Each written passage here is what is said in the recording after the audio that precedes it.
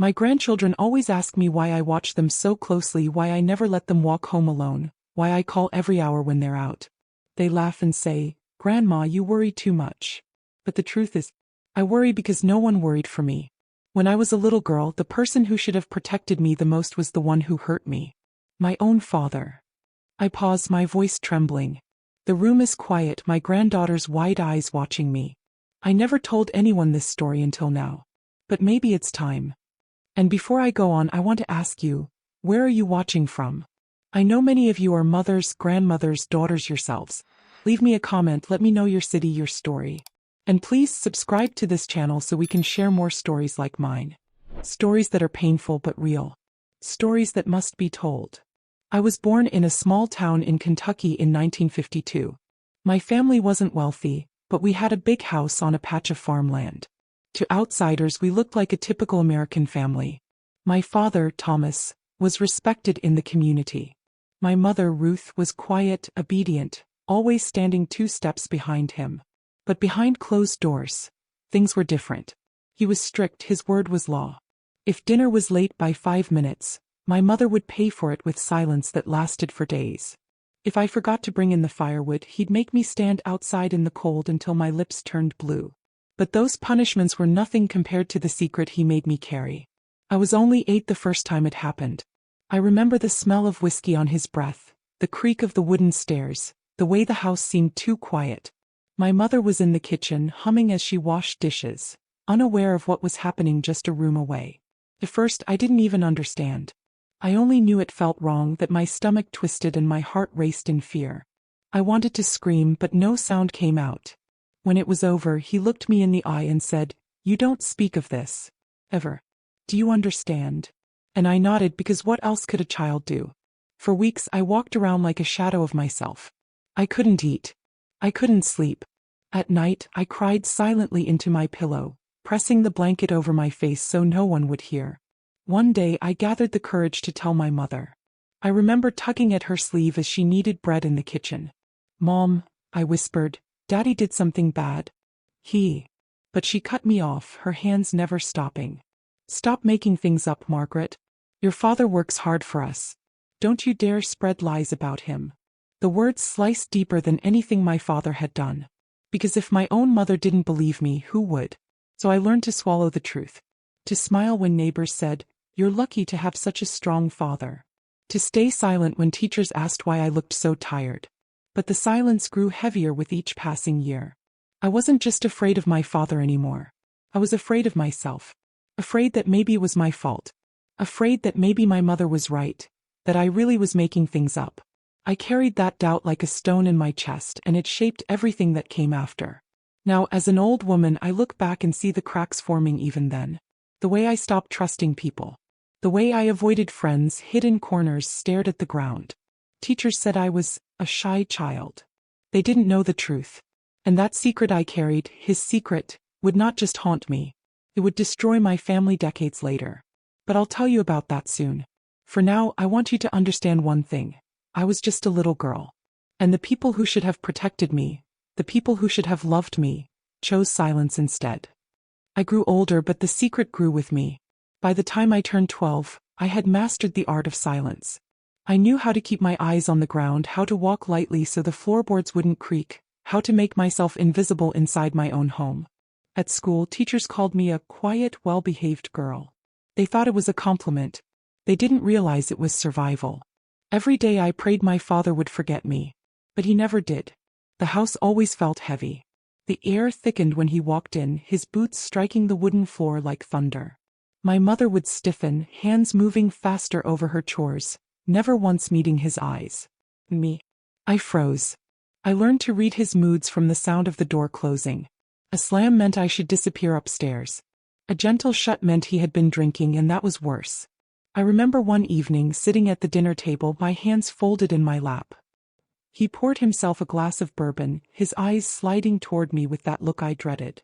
"Eat your food, Margaret," he said smoothly. "You need to grow strong." But every bite felt like sand in my mouth. I wanted to run, to scream, to beg my mother to protect me. But she just kept her eyes down, passing him the salt. That silence was louder than any scream. By 13 I stopped inviting friends over. What if they saw? What if they noticed the tension, the bruises of fear in my eyes? Instead, I stayed alone in my room, staring out the window at the neighbors' children playing in the yard. Their laughter sounded like something from another world. Once my classmate Emily asked, "Why don't you ever hang out after school? We could play hopscotch or braid each other's hair." I smiled weakly and said I had chores. But the truth was, I couldn't bear the thought of someone stepping into my house of secrets. So I kept my distance. It was easier to let people think I was shy than to risk them knowing the truth. One winter night, after another incident, I sat in bed clutching my pillow, my whole body shaking. I whispered into the darkness, "God, please make me disappear." But morning always came. I began writing in a small notebook I hid under my mattress. I wrote things I couldn't say out loud. I hate him. I wish I could run away. Why doesn't Mom see? Why doesn't she help me? Those pages became my only witness. The only proof that I wasn't making it up. At school, one teacher, Mrs. Daniels, began noticing. She pulled me aside one day after class. "You seem tired lately, Margaret. Is everything all right at home?" Her kind eyes almost broke me. For a moment I wanted to spill everything, to tell her about the nights, the silence, the fear. But my mother's voice echoed in my head, "Don't spread lies about your father." So I just nodded. "I'm fine." She hesitated, then touched my shoulder. "If you ever need someone to talk to, I'm here." I carried her words in my heart like a fragile treasure. But I never dared use them. When I was 15, my father's control tightened. He dictated what I wore, where I went, who I spoke to. One Sunday after church, a boy named David smiled at me, shy and awkward. My cheeks flushed. But before I could even smile back, my father's hand gripped my arm, his nails digging into my skin. "Not him," he growled. "You don't need friends. You have family." The bruise lasted a week. The message lasted a lifetime. I belonged to him and him alone. That summer, my older sister Clara came back home from college for a visit. One night, I overheard her arguing with my mother in the kitchen. "Something's wrong with Margaret," Clara hissed. "She looks terrified all the time." My mother's reply was sharp. "Don't start. Your father works hard. Don't you dare disrespect him in this house." Clara's voice softened. "But Mom." Enough. The slam of a cupboard ended the conversation. I lay awake in bed, tears streaming down my face. Clara saw. Someone finally saw. But my mother had silenced her too. As the years went on, I learned to build walls inside myself. On the outside, I was a dutiful daughter, polite and quiet. Inside, I was a storm of rage and fear, trapped with no way out. What I didn't know then was that I wasn't the only one carrying his secret. And decades later, that truth, our shared silence, would tear the family apart. By the time I turned 18, I had one dream: escape. I didn't care about college, about ambition, about the future the way other girls did. I just wanted to get away from the house that smelled of whiskey and silence, from the heavy footsteps on the stairs, from my mother's eyes that always looked the other way. So when George Miller, a quiet man with kind eyes, asked if I'd go with him to the county fair, I said yes. Not because I loved him yet, I was too broken to know what love even meant, but because he felt safe. And safety was something I had never known. George was patient. He'd bring me wildflowers, open doors, ask about my day. He never pressed, never demanded. With him, I felt a strange freedom, like I could breathe again. So when he proposed just after my 19th birthday, I said yes. My mother cried tears of joy. My father shook George's hand and said, "Take good care of her." The words burned like acid in my ears. Take good care of her? After what he had done? After what he had stolen? I wanted to scream the truth right there in our kitchen. But instead I smiled for the photographs and let the lies stand. On my wedding night, I trembled in George's arms. He thought it was nerves, innocence. He whispered, "It's all right, Margaret. We have time." But it wasn't nerves. It was terror. The touch of a man, even one I trusted, sent my body back into the dark corners of my childhood. I flinched at every caress, my mind screaming, "No, no, no," even as my heart whispered, "He isn't your father. He's safe." But my body didn't believe it. Our first years of marriage were marked by this invisible wound. George never raised his voice, but he couldn't understand why I recoiled, why tears came when he only wanted closeness. "Did I do something wrong?" he asked once, his voice breaking. I shook my head, unable to explain. "It's not you. It's me. But the truth was, it wasn't me either. It was my father. Even after I left that house, he lived inside me. When I became pregnant with our first child, I thought things would change. I thought motherhood would heal me. But carrying a baby only deepened my fear. I lay awake at night, hand on my swelling belly, whispering, I will protect you. No matter what, I will protect you. And when my daughter Emily was born, that vow consumed me. I never let her out of my sight. I checked her crib 5 times each night. When she turned 5, I refused to let her walk to school alone, even though the other mothers laughed and said I was overprotective. They didn't know. They couldn't know. But my vigilance came at a cost. Emily grew restless under my constant watch. Mom, she snapped one day, why don't you trust me? Why do you always think something bad is going to happen? Tears filled my eyes, but I couldn't tell her the truth. She was too young to understand. Too innocent. So I kept my silence, just as I always had. But silence has a way of rotting everything it touches. George tried to help, but he was lost in my shadows. One evening, after Emily was asleep, he said quietly, You carry something you won't share. I see it in your eyes. I feel it every night when you turn away. Margaret, please, let me in. I wanted to. God, I wanted to. But when I opened my mouth, no words came. My throat locked, my heart pounded, and the old voice in my head whispered, No one will believe you. Don't you dare spread lies about your father. So I said nothing. And the silence grew between us, a canyon we couldn't cross. Years passed. Emily grew older, questioning my rules, pulling away from me. George grew tired of walls he couldn't break. And I became 2 women. The mother who loved fiercely, and the child inside still trapped in my father's house. I thought I had left that nightmare behind when I walked down the aisle at 19. But I hadn't. I carried it into my marriage, into my motherhood, into every breath I took. And one day, decades later, that same secret I buried so deep would explode and tear my entire family apart. Time has a way of softening the edges of memory, or so people like to say. But for me, the edges only grew sharper. By the time I was in my 40s, I had 2 children and a marriage that teetered between love and distance. George was kind, patient as ever, but I could never give him the openness he deserved. My silence had built walls around us. And then came the call that reopened wounds I thought I'd buried. It was Claire, my sister. Margaret, she said over the phone, her voice tight. You should know. Dad's not well. The doctors say he doesn't have much time. For a moment I couldn't breathe. The man I had spent decades running from was now frail, dying. And my family expected me to come back. At the family meeting we gathered in my parents' old house. The air smelled the same, dust and bourbon soaked into the walls. My brothers and sisters sat around the table, their eyes darting nervously. You should see him, my brother James said. He's still our father.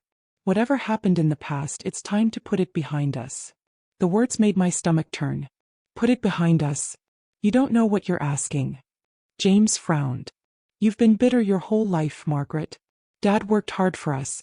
He kept food on the table. I wanted to scream. He took everything from me. He stole my childhood, my safety, my trust. But the old fear silenced me again. Clara looked at me, her eyes glistening. She didn't say anything, not yet, but I saw something there. A knowledge. A shadow. When I finally walked into his hospital room, my chest tightened. He lay there, thin as paper, his once commanding voice reduced to a whisper. But his eyes, the same cold steel, found mine. Well, he rasped, look who finally showed up. I froze, every muscle in my body trembling. He smirked. Don't look so shocked. You think you're the only one with grudges? You were always too dramatic, Margaret. Always looking for attention. The words hit like a whip. Even on his deathbed, he denied everything. You ruined me, I whispered, my voice breaking. You ruined who I could have been. For a moment, his expression flickered, but then he closed his eyes, turning his face away. What happened stays in the past, he muttered. It dies with me. But the past doesn't die. It festers. It waits. That night, Clara came into my room at Mom's house where I was staying for the visit. She sat on the edge of the bed, her hands shaking. Margaret, she whispered, I need to tell you something. I turned to her, my heart racing. It happened to me too, she said, her eyes filling with tears. When I was 12. I thought I was alone, but I wasn't. The air left my lungs. I grabbed her hands, my whole body trembling. All these years, I choked. You never said a word? She shook her head. Mom shut me down the same way she shut you down. I thought maybe I imagined it, maybe it was my fault. So I buried it. But when I saw your face tonight, I knew. We sat there in silence, holding each other, two grown women still carrying the wounds of little girls. The next day at the hospital, I looked at my father differently. Not just as my abuser, but as a man who had poisoned his own family. And I realized something. When he died, the truth wouldn't vanish with him. It would explode. Because Clara and I weren't the only ones. I could see it in the haunted eyes of my younger brother, in the way another sister avoided talking about her childhood.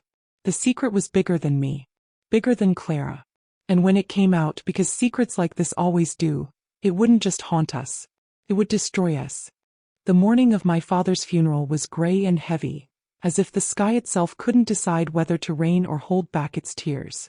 I stood in front of the mirror, smoothing my black dress with trembling hands. George placed his palm gently on my shoulder. You don't have to go, he whispered. No one can force you. But I shook my head. I need to. Not for him, for me. He nodded, though worry lingered in his eyes. The church was full. Neighbors, old friends, and relatives filled the pews. To them, my father was a respected man, a hard worker, a pillar of the community. They whispered words like dedicated, strong, and provider. I sat with Claire at the front. Her hand found mine, her grip so tight it hurt. But I welcomed the pain. It kept me grounded. When the pastor spoke of my father's kind heart and unwavering devotion, bile rose in my throat. I wanted to stand and scream, "That's a lie. You don't know him like I do." But I stayed silent. My secret pressed against my chest like a stone. At the graveside, after the final prayer, relatives gathered in clusters. My brother James approached, his face solemn. "Margaret," he said, "I hope you can let go of the bitterness now. Dad wasn't perfect, but he gave us everything he could." Everything. My voice cracked. He took everything from me. James frowned. "You always make things about yourself. You've been dramatic since you were a child." Anger boiled in my chest, but before I could reply, Clara stepped forward. Her voice shook, but her words were clear. "She's not being dramatic, James. She's telling the truth. He hurt her. He hurt me too." The world seemed to freeze. Gasps rippled through the family. "What are you saying?" James demanded. Clara's chin quivered, but she didn't back down. "I was 12. You weren't home that night. Mom was in the kitchen. He came into my room." Her voice broke, but she steadied herself. "It wasn't just Margaret." The silence shattered into chaos. "That's ridiculous," another brother snapped. "You're slandering his memory," an aunt cried. "How dare you say that on the day of his funeral?" My mother's face turned to stone. "Stop this right now," she hissed. "Both of you. Enough lies. He's gone. Don't drag his name through the dirt." Lies. I stepped forward, my whole body trembling. "All my life you called me a liar. You told me I was imagining things. But it was real. It happened. And you knew. You had to know." Her eyes flickered, just for a moment, but then her lips pressed tight. "I won't hear another word." The family splintered right there at the graveside. Some clung to the image of a good man, refusing to believe. Others stared at Clara and me with wide, horrified eyes, unsure what to think. But the damage was done. The perfect picture of Thomas Miller, husband and father, was cracked wide open. And once a crack forms, it can never truly be sealed. That night, back at my parents' house, the arguments raged on. Voices echoed down the hallways. "You're tearing this family apart," James shouted. "No, he tore it apart years ago," Clara fired back. I sat in the living room, my head in my hands as George rubbed my back. Finally I rose. My voice shook, but I spoke with a strength I hadn't felt in years. "I won't carry his secret anymore. I won't stay silent just to protect the memory of a man who destroyed me." My words hung heavy in the room. Some faces hardened. Others softened with a dawning sorrow. But one thing was certain. The truth was out. And from that day forward, nothing in our family would ever be the same. The days after the funeral were colder than any winter I'd ever known. Not the weather, the air inside my family. The silence, the avoidance, the sudden venom in glances exchanged across the dinner table. We had buried my father, but the truth refused to stay in the ground with him. My mother shut me out completely. When I came to her house the day after the funeral to check on her, she stood in the doorway, her lips pressed tight, eyes blazing with fury. "You're not welcome here," she snapped. "Mom," I whispered, "please." Her voice cut like a knife. "You and Clara disgust me. How dare you spit on your father's name? He worked his hands raw for this family and you repay him with lies." "They weren't lies," I cried. "You know they weren't. Deep down you had to know." Her face hardened, her knuckles white as she gripped the doorframe. "I don't want to see you again. Not in this house." And with that she slammed the door in my face. I stood there on the porch, shaking, the ghost of my father still haunting the halls behind her. For the second time in my life, my mother chose silence over me.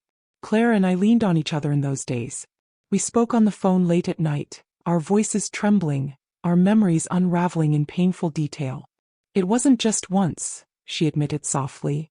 "It happened again when I was 14. I tried to block it out, but when you spoke at the funeral, it all came back." I pressed my hand to my forehead, tears spilling down my cheeks. "I thought I was alone. All those years I thought it was just me." "You weren't," she whispered. "And I don't think we're the only ones." At a family gathering a week later, the tension was suffocating. Plates clattered too loudly. No one made eye contact. Finally, my youngest brother, Daniel, spoke up. His voice was low, but his words cracked like thunder. "I believe them," he said. The room froze. Daniel's eyes brimmed with tears. It happened to me too. Not in the same way. But he hurt me. He controlled me. He made me feel like nothing." Gasps echoed around the table. My aunt dropped her fork. James stood, his face red. "Stop this madness," he shouted. "You're poisoning this family. Dad's dead, let him rest." But Daniel's tears fell onto the table. "He never let me rest. Not for one day of my childhood." From that moment, the cracks became canyons.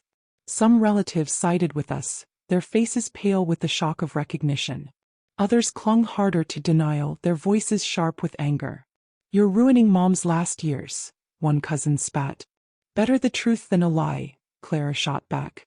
The house erupted in shouting, accusations flying like knives. I sat there, my hands trembling, realizing the full weight of what had begun. This wasn't just my story. Or Clara's. Or even Daniel's. This was a family built on a rotten foundation, and the rot was finally surfacing. That night, George held me as I sobbed into his chest. "All these years," I whispered, "I thought I was protecting them by staying silent. But I was protecting him. And now look, our family's in pieces." George stroked my hair gently. "Sometimes things have to break before they can be rebuilt. The truth was always going to come out, Margaret. It just took time." But even as he spoke, I wondered, could something this broken ever truly be rebuilt? In the weeks that followed, my mother refused every call. James stopped speaking to me. My aunts and uncles whispered in church, their stares sharp as knives. But I didn't regret speaking. For the first time in my life, I had spoken the truth out loud. And though it cost me my family's love, it gave me something I had never had before: freedom. The weeks after my father's funeral dragged on like a slow, aching wound. It wasn't just my family that turned cold. It was the whole town. In a place like ours, news traveled fast. Whispers spread from the church pews to the grocery aisles, until it seemed everywhere I went, eyes followed me. "She's making up stories. She wants attention." Imagine saying that about your own father. Their voices clung to me like smoke. At church, the stares were sharper than the hymns. I walked into the sanctuary with George at my side, but the pew where I once sat with my family felt like a battlefield. An older woman leaned toward another, whispering just loud enough, "I raised my children right. They'd never talk about me that way." I swallowed hard, holding my hymnal like a shield. After the service, the pastor approached, his face tight. "Margaret," he said carefully, "people are concerned. They think you're struggling. Maybe it would be best to stop speaking of these things. For the peace of the community." The peace of the community? My voice cracked. What about the peace of the children he hurt? His eyes flickered, but he didn't answer. He simply patted my shoulder as if I were a troubled child and walked away. I left the church that day and never went back. At the grocery store I avoided familiar faces, but they didn't avoid me. Poor thing, someone muttered, shaking their head. She's losing her mind. Another whispered, why drag the dead through the mud? It's shameful. I wanted to shout, shameful? You think my words are shameful? What about his actions? But the words stayed lodged in my throat the way they had all my life. At night the memories grew stronger. I'd wake in a sweat, hearing the creak of the stairs, the smell of bourbon, the voice telling me, don't speak of this. Ever. Even in death my father haunted me. George found me sitting on the porch one night, tears streaming down my face. I feel like I'm back there, I whispered. 8 years old, trapped in that house. No one believing me. No one seeing me. He pulled me close. I see you, Margaret. I've always seen you. And now Clara does. Daniel does. You're not alone anymore. I wanted to believe him. But loneliness was a habit I couldn't shake. Claire called often. Sometimes we cried together. Sometimes we sat in silence, the weight of shared pain hanging heavy across the phone line. Do you ever wish we hadn't said anything? She asked one night. I hesitated. Sometimes. My family hates me. The town whispers. Mom won't even look at me. Me too, Clara admitted softly. But then I remember, if we stayed silent he would have won. Even in death. And I can't give him that.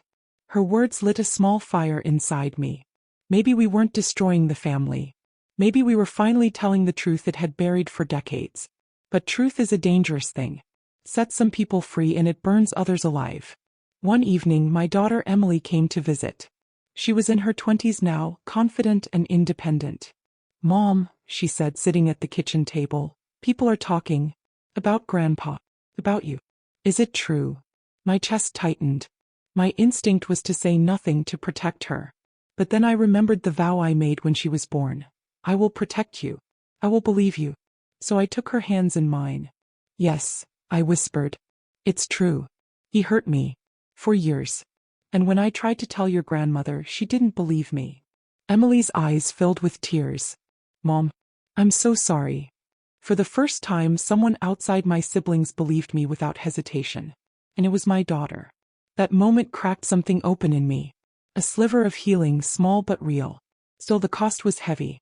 My family fractured. My mother's love gone. My community's trust shattered. But when Emily wrapped her arms around me and whispered, I believe you, I realized something important. The secret that destroyed my family didn't destroy me. Not yet. Emily's embrace that night gave me a strength I hadn't felt in decades. For the first time I thought maybe I hadn't lost everything. But healing is never simple. The deeper I opened the door to the past, the more ghosts spilled out. A week later, Clara invited me and Daniel to her house. We sat around her kitchen table, steaming cups of tea untouched in front of us. I can't stop thinking about the funeral, Clara said quietly. The way James looked at us, the way Mom turned her back. And yet, I keep wondering who else knew. Daniel rubbed his temples. You think it was just the three of us? Clara shook her head. No. I saw the way Anna, our youngest sister, looked at Dad sometimes. Like she was afraid of him. I thought I imagined it. But maybe. Her voice trailed off. I felt a chill crawl down my spine.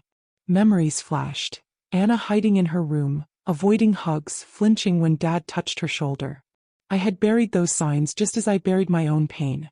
Oh God, I whispered. If it happened to her too. Daniel's face darkened. Then the truth is even uglier than we thought. Later that week I called Anna. My hands trembled as the phone rang. She answered, her voice tight. What do you want, Margaret? I swallowed hard. I need to ask you something. About Dad. Silence. Heavy, suffocating silence. Finally, she whispered, don't. Anna, please. I need to know. Her breath hitched. Yes, it happened. Not often. But enough. And I never told anyone. Because what was the point? No one believed you. Why would they believe me? My heart broke all over again. I believe you, I said fiercely. Clara does. Daniel does. Her sob cracked through the phone. Then why now? Why did you have to say it at the funeral? Why tear everything apart? Because the silence was already tearing us apart, I whispered. She hung up. That night I couldn't sleep. I walked through the house, each step heavy with memories.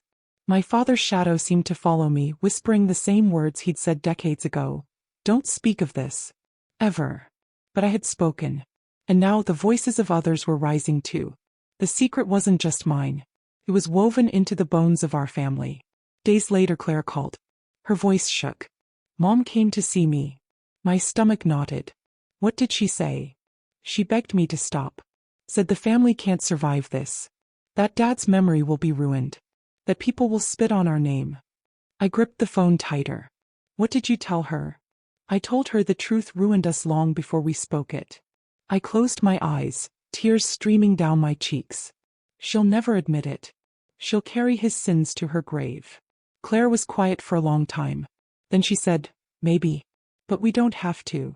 The following Sunday, Daniel stood up during church. My breath caught as he cleared his throat, his hands shaking. My sisters told the truth at Dad's funeral, he said, his voice breaking. And I need you all to know I believe them. Because I lived it too. He was not the man you think he was. Gasps rippled through the congregation. Some people turned pale. Others muttered angrily. The pastor tried to quiet the room, but Daniel's words hung heavy in the air. When we walked out afterward, people wouldn't meet our eyes. Some turned away. But a few, just a few, looked at us with sorrow, with recognition. Maybe they had their own secrets. That evening, Emily sat across from me at the table, her eyes red from crying. Mom, she whispered, I can't believe he hurt you. And Clara. And Daniel. And maybe Anna too. How could one man do so much damage? I reached for her hand, my voice trembling. Because we stayed silent. Because we thought no one would believe us. And because Mom, she chose not to see. Emily's tears spilled over. I promise you I'll never be silent. If anything ever happens to me or anyone I love, I'll speak. Her words were both a dagger and a balm. A dagger because I thought of the years lost, the pain endured in silence. A balm because maybe, just maybe, the next generation wouldn't carry the same chains. But as I lay in bed that night, one truth burned in my chest. My father may have gone to the grave without shame, but his secret was alive now.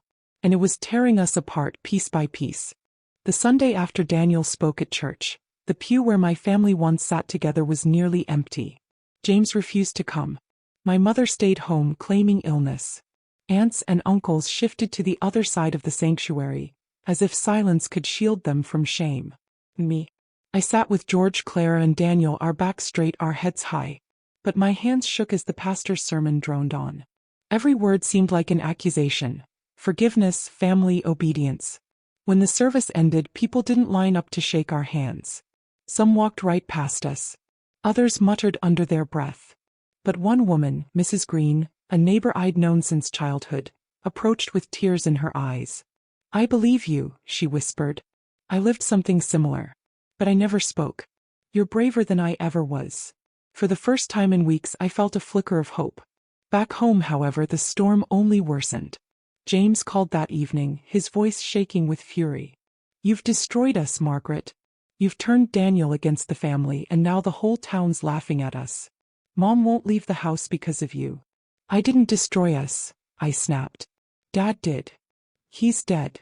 James roared. Why drag this into the light now? Why shame us all? Because it was the truth, I whispered, tears streaming. And because silence already cost me my childhood. I won't let it cost me my soul. James hung up. A few days later, Clara and I visited Mom. She barely looked at us. You've ruined your father's legacy, she spat. People think of him as a monster now. You've dragged our name through the mud. I clenched my fist. He was a monster, Mom. You just never had the courage to admit it. Her eyes blazed. No, he was my husband. I chose him. And I chose not to believe you because I couldn't bear the shame. Do you understand? I couldn't. Her words sliced through me. All these years I had prayed she hadn't known. That maybe she was blind. But she had known. She had chosen silence. And in that moment something inside me broke for good. At family dinners the divisions grew clearer. James and his children sat on one side, stiff and silent. Clara, Daniel, and I sat on the other. Anna never came at all. When conversation erupted, it always turned to blame. You've destroyed Mom's health. You've poisoned the children with lies. You're tearing this family apart. I wanted to scream. The family was already broken. We just stopped pretending. But the shouting drowned out reason. One night, Emily sat with me on the porch, the cicadas humming in the distance. "Mom," she said softly, "why keep fighting them? They'll never admit it. Grandma will never believe you. Uncle James will never forgive you. Maybe it's time to let it go." I looked at her, my heart heavy. "Emily," I whispered, "if I let it go, then what was the point of surviving it? Of speaking the truth? I stayed silent for 50 years. I can't go back now." She nodded slowly, tears in her eyes. "Then promise me one thing. Promise me you'll survive this too. Don't let it kill you." I squeezed her hand. "I promise." That night I lay awake, staring at the ceiling. The house was quiet, but inside me the war raged. One path stretched toward silence, toward smoothing things over, toward pretending again. It would mean keeping James close, keeping Mom's fragile love. The other path stretched toward truth, lonely, jagged, painful, but real. And I knew deep down there was no choice. I had lived half a life in silence. I would not spend the rest of it that way, even if it meant losing what little family I had left. Winter came early that year. The cold seeped into my bones, but it wasn't just the weather. It was the distance from my own blood. Claire and Daniel stayed close. Emily too. But the rest of my family shut their doors tight. And my mother, she treated me like a stranger. Then came the letter. It was James who wrote it, though the words carried my mother's hand. "Do not come for Christmas. Do not call. Do not write. Until you take back what you said, you are not part of this family." I read it 3 times, the words blurring with my tears. George tried to take it from me, but I clutched it to my chest as if the pain was mine to guard. "They've made their choice," George said softly. "Now you must make yours." On Christmas Eve, I lit a single candle on the dining table. Claire and Daniel came with their families. Emily sat beside me, her hand in mine. The house was filled with warmth and laughter, but behind every smile was a shadow. The empty chairs were heavy reminders of the ones who chose denial over truth. At one point, Clara raised her glass. "To surviving," she said, her voice trembling. We clinked glasses, but I couldn't help imagining James sitting in another house across town, telling his children that their aunts were liars, that their Uncle Daniel was weak. The divide was complete. In January, I decided to see my mother one last time. I couldn't let her fade without trying. She sat in her living room, frail but fierce, wrapped in a shawl. Her eyes narrowed as I entered. "I told you not to come," she said coldly. "I had to," I whispered. "Because once you're gone, I won't have another chance." Her hands tightened on the armrest. "Then hear me now, I will never believe you. Not you, not Claire, not Daniel. I stood by your father, and I'll stand by his memory." My chest ached. "Even if it means standing against your children?" She turned away, her voice like ice. "Especially then." I wanted to beg, to plead, to make her see. But there was no breaking through a wall built from fear and shame. So I stood. My tears fell, but my voice was steady. "Then this is goodbye." Walking out of that house felt like stepping out of a cage I had lived in my whole life. The chains were gone, even if the scars remained. When I told Claire and Daniel, we cried together. Not for him. Not even for Mom. But for the family we had lost to his shadow.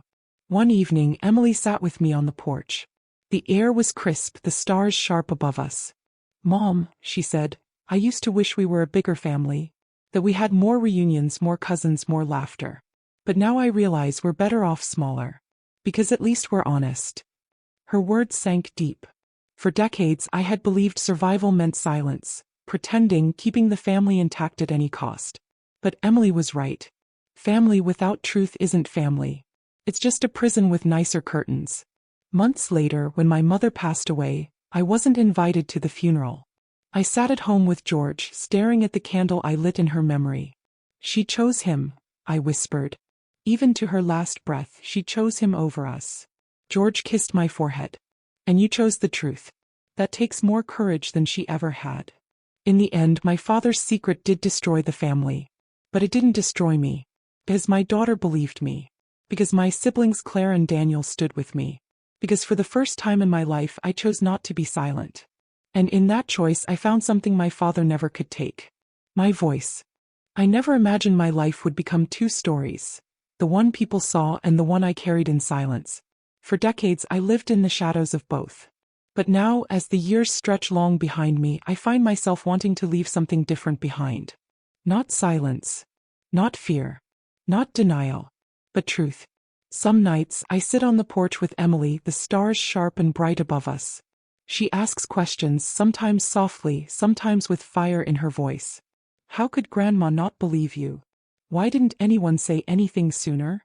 Mom, how did you survive it? The first two I can't answer. Because I don't know. Because sometimes the people you trust most are the ones who fail you hardest. But the last one, that I can answer. I survived, I tell her. Because I had to. Because even when you feel broken, there's a little piece of you that refuses to give up. And you cling to that piece like it's the only thing keeping you alive. For me, it was the hope that one day I could protect my children in a way I was never protected. Emily always squeezes my hand. And in that squeeze, I feel the weight of both pain and promise. Claire and Daniel visit often now. We talk openly in ways we never dared before. Sometimes we laugh. Sometimes we cry. Sometimes we sit in silence, but this silence feels different. It's not the silence of fear. It's the silence of people who finally see each other. Daniel once said, I used to think Dad stole everything from me. My childhood, my confidence, my sense of worth. But he didn't steal everything. Because I still have you. And you believe me. His words cut deep in the best way. Because belief is a kind of love. And we never had it before. I won't pretend life is easy now. James still won't speak to me. His children won't look me in the eye at the grocery store. My mother's grave lies unvisited by me, not out of hatred, but because I can't bow before a stone that hides decades of silence. But for the first time, I don't carry their choices like chains around my neck. Their silence is theirs. Their denial is theirs. And my truth? That's mine. Sometimes I wonder what people think when they see me, an old woman with tired eyes, telling stories that make others uncomfortable. Do they pity me? Do they doubt me? Do they whisper behind my back? Maybe. But I've learned something important. Whispers can't kill you. Silence can. And I refuse to be silent anymore. One evening, as Emily tucked her little boy into bed, I overheard her whisper, If you ever have a secret, you can always tell me. I'll believe you. Her words brought tears to my eyes. Because that's how healing begins. Not with me. Not even with Claire or Daniel. But with the next generation breaking the cycle of silence. Looking back now, I know my father did destroy something. He destroyed the family we might have had. The trust, the closeness, the shared laughter that should have been ours. But he didn't destroy everything. Because here I am. Still breathing. Still speaking. Still telling the truth. And that, in the end, is stronger than any secret he tried to bury. So when my grandchildren ask me, Grandma, why do you worry so much? Why do you protect us so fiercely? I smile through the ache in my chest. Because, I tell them, I know what happens when no one does. And I promised myself you would never feel that way. They don't fully understand yet. But one day they will. And when they do, I hope they'll see not just the pain I carried, but the strength it took to carry it. I never thought I'd live to tell this story. For so many years, I thought my silence would be my grave. But here I am. And if you're listening, if you've stayed with me through all of this, then maybe it means the silence has finally broken. I want to speak directly to you now. If you're a mother, a father, a grandmother, or simply someone who loves a child, hear me. Believe them. Children don't make up wounds like mine. They don't invent fear in their eyes or tremble for no reason when a certain person walks into the room. They don't cry themselves to sleep over nothing. But what destroys them isn't always the abuse itself. It's the silence. The disbelief. The words I heard from my own mother. Don't make things up. That sentence hurt more than anything my father ever did. Because it told me I was alone. For decades, I lived as if I had no voice. I married young to escape. I raised children in fear, trying to protect them from a world I couldn't trust. I lost my family when the truth finally came out. And yet, I don't regret speaking. Because truth is painful, yes, but silence is poison. It seeps into your bones, into your children, into every corner of your life. And it never stops destroying until someone finally names it. When my siblings and I spoke, the family fractured. People chose sides. Some clung to the man they thought my father was. Others admitted the truth they had buried. We lost our mother's love. We lost brothers and sisters to denial. But we gained something we had never had before. Each other. For the first time in our lives, Claire and I could sit in the same room and speak openly. Daniel could cry without shame. And I could look into my daughter's eyes and hear the words I'd needed all my life. I believe you. That's why I'm telling you this. Not because I want pity. Not because I want revenge. But because I want you to know. The silence ends here. If you have a story like mine, please don't bury it until it eats you alive. Find someone who will listen. Find someone who will believe you. And if you can't find anyone, then know this, I believe you. Because I know what it feels like to be a little girl crying in the dark, begging for someone, anyone, to see the truth. And if you're someone who hears a child whisper, "Something happened," don't turn away. Don't shush them. Don't choose the comfort of denial over the courage of truth. Because one sentence can change a life. I believe you. Those 3 words could have saved me from decades of silence. Now, in the quiet of my old age, I watch my grandchildren play. Their laughter is light, unburdened. And every time I see their smiles, I feel a small piece of healing inside me. I couldn't stop what happened to me. I couldn't stop my father. I couldn't make my mother believe. But I can stop the silence from winning. And that is enough. So I leave you with this. Speak. Believe. Don't let secrets destroy your family the way they destroyed mine. Because truth hurts, yes. But silence kills. And I refuse to be silent anymore.